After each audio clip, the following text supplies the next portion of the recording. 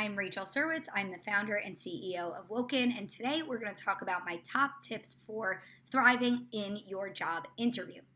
So, the first thing is, how can we be both comprehensive and concise at the same time? The way to do that is to structure and organize your thoughts into different elements or parts.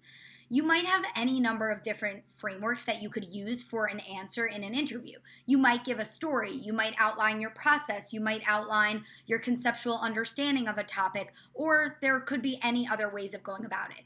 Your first job when you get that question is, of course, take a few notes, make sure you're listening carefully to exactly what they are asking you, and maybe there's more than one question they're asking. You can always ask and clarify if you're not sure what they're asking. And after you do that, you want to think about, what approach am I going to use? What framework am I going to use? Should I tell a story? And always err on the side of telling a story if you have one. But if not, if there's a better way of answering that question with a different framework, that's what you're thinking about. You can take pen to paper and just start jotting down a few key words that come to your mind. What are the key ideas? What are the key criteria? What are the key factors? What are the key steps in the process? What comes to your mind as it relates to that question? They want to see that you can operate independently by considering all of these key components so that when you're on the job, you know exactly what to do, who to ask, how to go about that particular process. So pause before you speak, which is not the most comfortable, natural thing that we do, but practice pausing. Jot down a few thoughts on paper, and then you could dive in and you could really use transition words to help you break down your answer into different pieces. It's okay to start high level.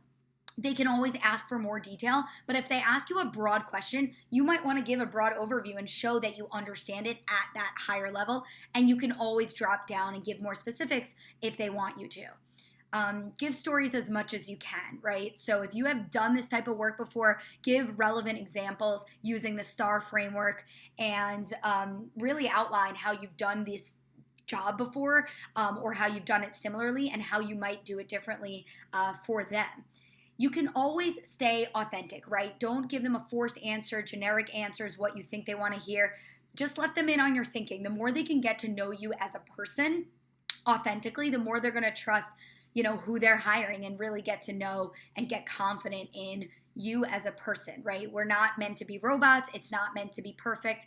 They want to get to know you, because as an employee, you are really going to be there having all those same thought processes and communication tactics. So communicate the same way you would if you were on the job itself, right? You might think, during a question, you might ask a clarifying question, you might take notes. If those are ways that you do it during a regular work meeting, you would show up with those same level of communication skills. Remember that it's half about skills, half about rapport. So get to know them, be conversational. If you think of a question, ask it, right? They'd want to see that you know how to do it, do that job, but they want to see that they'd get along with you all day, every day as well. So when you're in the moment, just have your list of questions for them and a blank piece of paper that you can use for that note taking. You don't need to have your resume. You don't need to have your notes. We really don't want you to be reading anything, referring to anything, and we don't want you to be distracted. Any prep you've done up until that point is as good as it's going to get, and then we want you to be as focused as humanly possible to just show up as you with your best thinking cap on and really just be engaged in the moment. Practicing is key, right? So every single day up until your interview, take a few minutes.